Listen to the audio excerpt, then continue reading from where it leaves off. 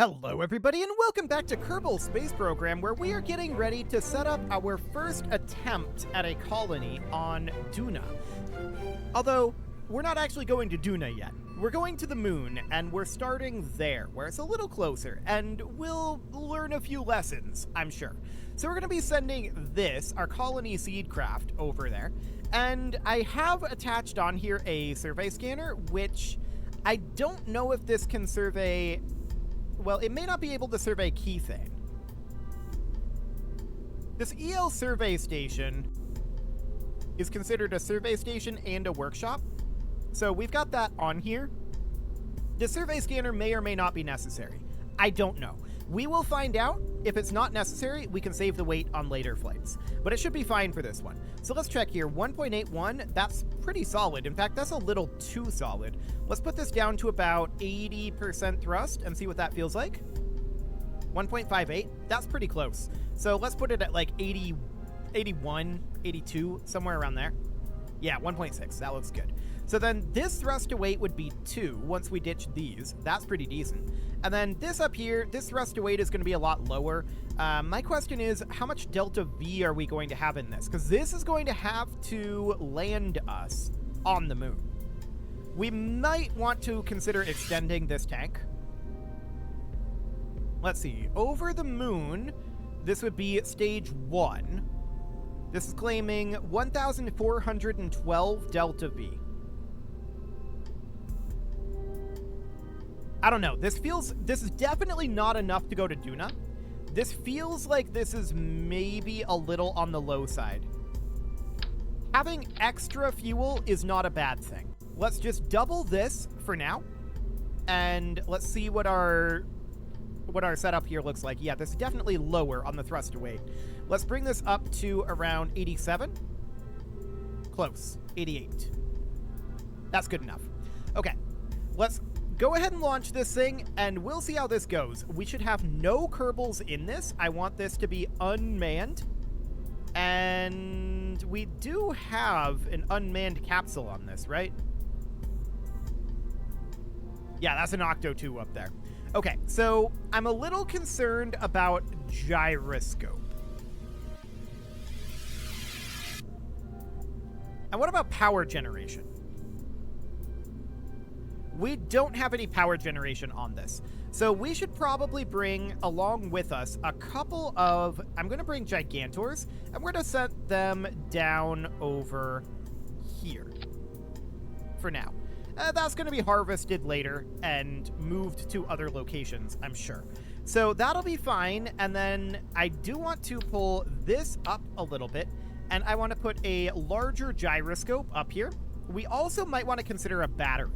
So we would bring something like 2.5K is maybe a little much. A 1K would probably be fine. So we'd set that right about there. And then as far as a gyroscope goes, a small inline reaction wheel is probably good enough. Something along the lines of that. Okay. Well, let's do a simulated launch here, and we'll see how it flies through the lower atmosphere. And then the question is, it's going to graduate from there, but then the question is, do we have enough delta V? And we will find out. And I'm sure we're probably missing a component or two. The idea is hopefully we'll be able to craft them on the surface. And we're going to have to, of course, bring Kerbals up there as well. So there's this plant growth study that we could do here.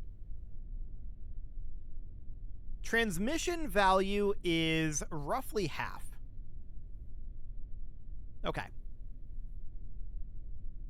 The plants don't show any different behavior. This may be because you're only a few meters from where you started. Yes, indeed. Okay, so we're not going to run that right now. Let's just go ahead and launch this thing and see how it goes. It's a little wibbly, a little wobbly. Probably okay, though. Let's go to orbital mode. And we don't have a KER on this, so we're going to have to go into maneuver mode here to keep an eye on our apoapsis and periapsis, since those aren't up here. That's fine. Well, actually, is that fine? Because we're going to need to do a relatively precise landing somewhere where we have our survey scanner telling us there are resources. we can probably eyeball it. A KER bullseye would make it a lot easier. The KER bullseye is definitely something that I want to have when landing our second craft, because that will tell us exactly where we're going to be coming in. So I think for now, this is reasonably okay. Let's just lock this to orbital prograde and see how it flips. Oh, that's a little much.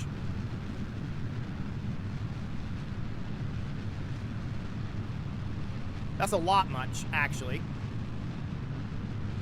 Yeah, we pretty heavily overshot that. I'm going to put it in kill rot, and we're going to move it up to about right here. 45 degrees for the moment. Because our apoapsis is not very high. So we turned a little too rapidly there. It was very eager to turn and not very eager to stop turning, but it did stop turning in the end. The SRBs are going to be done shortly.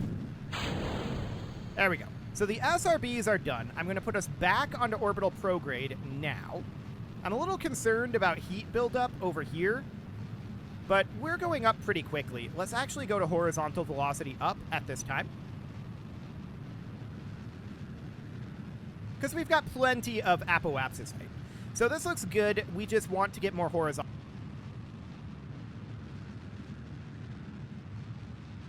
I'm looking at how much delta V we've got here and what our current speed is. This stage could use a little bit more power, or more precisely, a little longer of a burn time.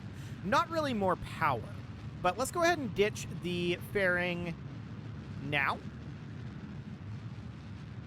Oh, this got very wiggly very quickly. It's okay.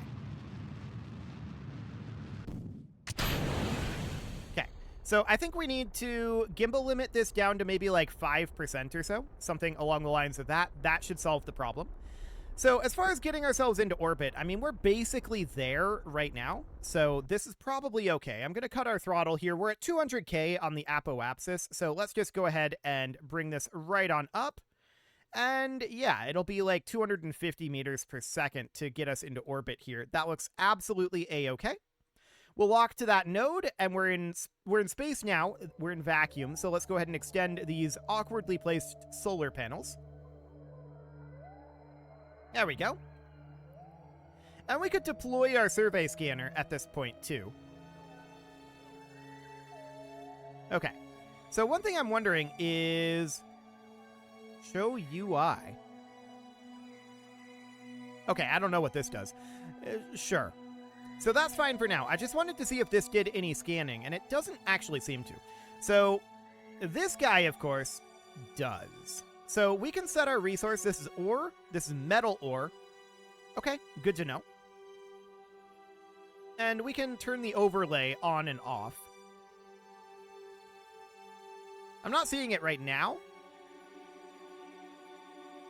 Okay. Well, for the moment, I'm not too concerned about it. We don't care about Kerbal, right? So we're going to head on forward.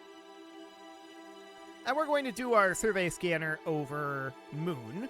And we're going to set up our positioning on Moon quasi-carefully. Emphasis on quasi. By the way, this is graduated from a simulated flight at this point. This is no longer simulated. So we're committed to this. Okay. Commencing orbital insertion burn. Obviously, this is going to have to be disassembled and reassembled pretty significantly once we get to our destination. Okay, just checking here. Yeah, so this is fine for the moment. We've got a bunch of other components on our other vehicle. I just wanted to do this in 2 flights because there was a lot of awkward crap bolted onto this. So that'll be absolutely fine, and we've got about 15 meters per second to go. Now about 4. 3, 2, 1, and this is probably good enough as far as our orbit goes. So that'll be fine. Let's set the Moon as our target. And, of course, 0.3 is absolutely A-okay. We would do our burn sometime around here. And we'd be looking for a relatively low periapsis. Timing is probably the best way to change this at this point. Okay, so we can definitely dial in that periapsis a little bit, bring that into somewhere around, like, 30 kilometers. That seems good. Okay, let's do it. I don't know why this suddenly got rid of our target, but sure. We're going to set our... We're going to set our Smart ISS to node, of course, and we're going to commence this burn in about half an hour. We're pretty much oriented for it, so let's warp on around. This is a very ugly craft indeed. But it does do the trick. And it turns quasi-okay. I'm still a little concerned about it being top-heavy. We'll see how that goes. We didn't simulate a landing, so maybe it'll tip over. That would not be good. Okay, so 50 seconds, 40, 30, 20, 10, and 5, 4, 3, 2, 1, 0, mark. Okay, well, let's go. And one of the reasons why I wanted to build one on Moon first, a small one, before we start building our proper colony on Duna, was because we're only a couple of hours away from the Moon. We can launch a rescue mission to Moon very easily, but Duna is months away. So we kind of have to be a lot more self-sufficient, and we have to know what we're doing somewhat before we get there, right? That's the idea, anyway. So we'll just continue this burn here. We've got about 40 seconds, but remember, this has to get us circularized and landed. On Duna, that's going to be less of a big deal, of course, because we're going to be able to utilize parachutes. But the parachutes are going to make it tougher for us to pinpoint our landing. Unless we want to do some heavy DV maneuvers. That's a theoretical possibility. I don't know. I'll have to think about that. Or we could just have one of these land in a position and call that position good, and then have the other one have wheels and drive it over. That's also a possibility. Just land in the general vicinity. I don't know. We'll see. I'd prefer not to go that route. That feels kind of cheap. 5 meters per second. 4, 3, 2, 1, and this is good enough. Is this an impact trajectory? This is an impact trajectory. Let's flip this around to orbital retrograde here. We've definitely come in a little closer than anticipated, so that is fine. I'm going to go into physics warp here while we turn. Turning is a bit slow. We don't really want to be in an impact trajectory here. We could probably pull it off, but I want to be able to control where we're going to land. So we want to do a survey and all that jazz, right? So let's just pull this back up here to be 25 kilometers is good enough. So now we can warp into here. And as you can see, that's only about 5 hours to get from Kerbal to Moon. So that is why I say that we're going to want to do this here first, just in case we need to bring any emergency supplies or anything. You can see that our signal strength is dropping a little bit, which is surprising to me that we're not going into the ComSat relays. But okay. Our signal strength should be reasonable. So here at the periapsis, we're loading into the sphere of influence right now. There we go. Game is no longer frozen. So at the periapsis here, we're going to do a retrograde burn and put ourselves into a relatively circularized orbit for 240 additional meters per second. So we'll have about a kilometer per second to do the landing with. Is that enough? I don't know. This might crash. We'll see. Could be spicy. Okay, so we're getting aligned here. And let's warp on in. Our thrust to weight on this should be pretty high, 6.77. So that's not that big of a concern. We'll just have to be a little careful with it, right? So that seems okay. Our probe control is currently low, but we do have probe control, and we don't need probe control for what we're going to be doing here primarily. But I do want to, of course, have the survey scanner performing an orbital survey. But we have to be in a stable orbit between 25 and 1,000 kilometers. Okay, I think we'll be that. So we've got about 30 seconds here. 20, 10, and 4, 3, 2, 1, 0, mark. Okay, so we're getting ourselves into orbit now. We are in an orbit. And we're going to be at about 70 kilometers for our orbit. It's a bit high. Let's actually continue to burn at retrograde here. And I want to put this apoapsis at about well, I want to put the periapsis at about 25 kilometers, a little over. So like 26, 27, somewhere around there. This'll do. Then at the periapsis, well, we can get rid of this. At the periapsis, I'm going to want to bring this down and circularize it yet again.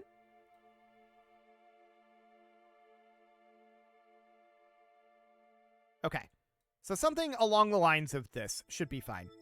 That'll put us in a lower orbit. But we should be in a perfectly fine orbit right now to perform our orbital survey. Oh, we have to be in a polar orbit. I didn't read that before. This is not a polar orbit. Okay. I don't think we have the delta V to go to a polar orbit and do a landing. So I think we're just going to have to kind of pick a spot and hope for the best. Why do we have to be in a polar orbit to perform an orbital survey? I mean, I understand that when you're in a polar orbit, the rotation of the body below you will give you full coverage of the surface, but I don't care about having full coverage. A swath here in this orbit is absolutely sufficient for what we want to do.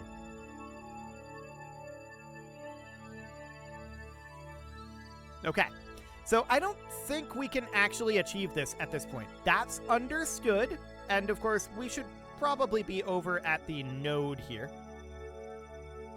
Let's position ourselves for that node. And we're just going to have to land and hope for the best at this point. We're just going to have to hope that we land in a place that has high enough efficiency here, which I've always had high enough efficiency where I've landed. I think we're going to land in one of the big craters probably and set up there. So like up here or something like that.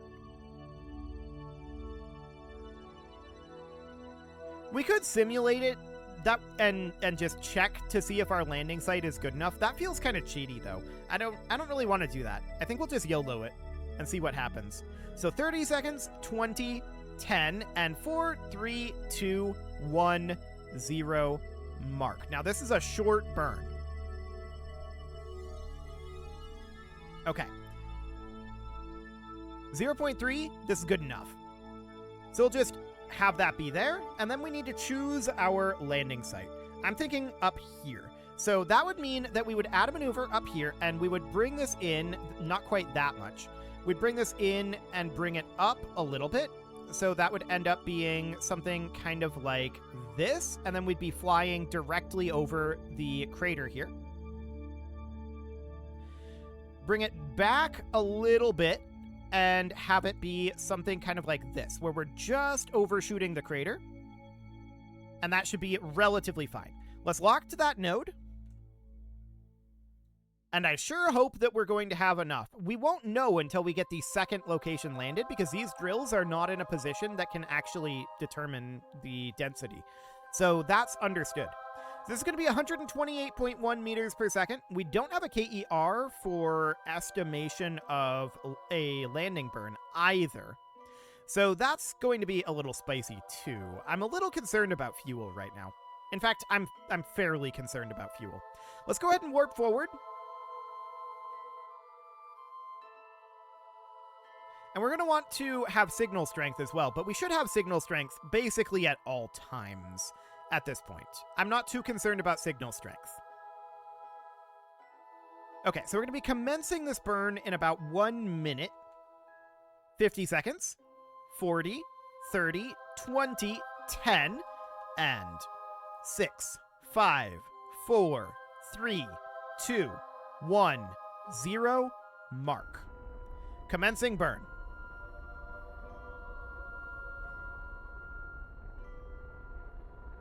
Okay, so burn is finishing up. I want to get that last 1.8 meters per second just a little closer. This is good enough. Okay, let's put ourselves over onto surface velocity minus and take a look at our trajectory. Yes, that is absolutely good enough. What is our horizontal velocity? We don't know. We don't have a KER. So that's, mildly problematic. We can guesstimate by adding a maneuver here, and this would be a retrograde maneuver. And we would just bring this right in to be something like that. 525 meters per second. Okay. I'm mostly just going to be using this for timing. I want this to be a little earlier than this, sometime around here. Okay, so that is going to be in about 4 minutes. Let's go ahead and warp towards that maneuver. Okay. I'm canceling the warp now. We need to move over to the retrograde node. Landing anywhere in this crater is acceptable to me. So at this point, once we're past this crater wall, we can burn at any time. But I'd like to burn a little closer to the center here, or landing like up over here. Here even would be fine. So let's go ahead and commence a burn here. I want to be in surface mode. So yeah, we can see our surface velocity is about 500 meters per second. Let's go ahead and burn our horizontal velocity minus. And I'm going to commence this burn now. We can't delete this because we're control locked. That's okay.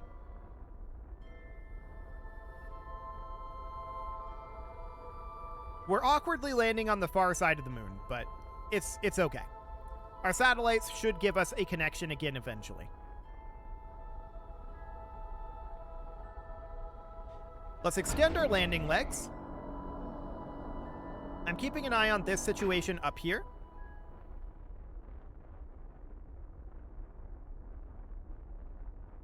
Okay. Cutting the engines, going to surface velocity minus. We still have a little bit of horizontal velocity. That's understood. Let's look at our trajectory. Okay. We're coming down pretty much right over here. That's a pretty ideal location. So as you can see, we're accelerating a bit here, and I'm concerned about our remaining delta V. I'm quite concerned about it. We'll see how this goes. Right, we can't delete this maneuver node. We don't care about it, though. This is irrelevant. So I'm just guesstimating our current burn times. I'm going to start this burn at 5 kilometers. Oh, we're at 3 kilometers. Hang on. Burning? Okay. Right, we can only be fully on or fully off at this moment. Okay. So we're at 1.5 kilometers right now. We can just be on or off. There's no in between because we don't have probe control. 50 meters per second. We're going to have to feather this. 60 meters per second. Let's bring it down. Okay. 28, 29. Continuing to drop. We've got actually plenty of fuel for right now. I'm not concerned about fuel quantity anymore. We're just keeping our speed relatively low and coming pretty much straight down at this point. Okay.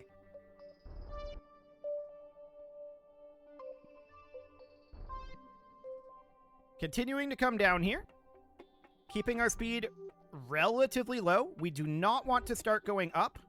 Let's put ourselves into surface up at this point.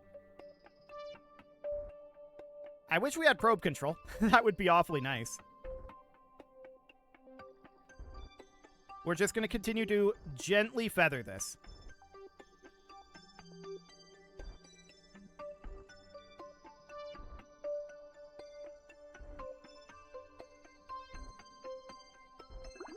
Okay. We have successfully landed. That was exciting. So now, of course, there's nothing that this thing can do here, right? Why is this continuing to go up? Okay, it does not matter. At this point, I'm going to clear the input locks just so that we can get rid of this node. This node is irrelevant. It doesn't matter. So we're just going to leave ourselves in kill rot at this point, and we're at a bit of a jaunty angle. That's understood. I'm reasonably content with this location, assuming that we have enough to get ore. That would be ideal. Now, obviously, we don't know if we have enough, but for now, let's head on back to the Space Center, and we need to bring our second component for this. Now, in order to do that, in order to get our contract for this, we're going to need to have a little bit more in terms of crew capacity on that, I believe. Let's get in there and double check that. It is about time to put a cut in, but I want to make sure that we have that because I remember it right now and I might not remember it tomorrow. We'll find out. So let's hop in here real quick. And this is probably also going to be disassembled. So this is our lander only right now, and you can see it's got all sorts of parts strapped onto it. We need to strap on an additional part, and that part is we need to take this down, and we need to put in a crew cabin. So this is going to be, we need 2 seats on this, like this. Yeah, just like that. And then we should, let's see, we need to support at least 5 Kerbals, so 3, 4, 5. And then we need to land. It needs to have a docking port, which it has 4. It can generate power, which it can do. It's got plenty of solar panels. And it must be fully assembled when launched. Okay, so we need to launch this guy, but we'll need to build a booster for it, and that's absolutely fine. We'll do that next episode. You can leave your offerings to the engagement gods in the form of likes, comments, subscribes, and bell ringings, and a very special thank you to all of the channel members for making this video possible, including ALS Gamer, Dark Horse, Ethan Feldman, Upper Cumberland Gamers, Nick Smarty, Dimitri H, Punching the Microphone, The Lounge STL, and all the rest. And of course, you. Thank you for watching. If you'd like to support the channel, you can click the join button down below the video, and as always, I will see you all next time.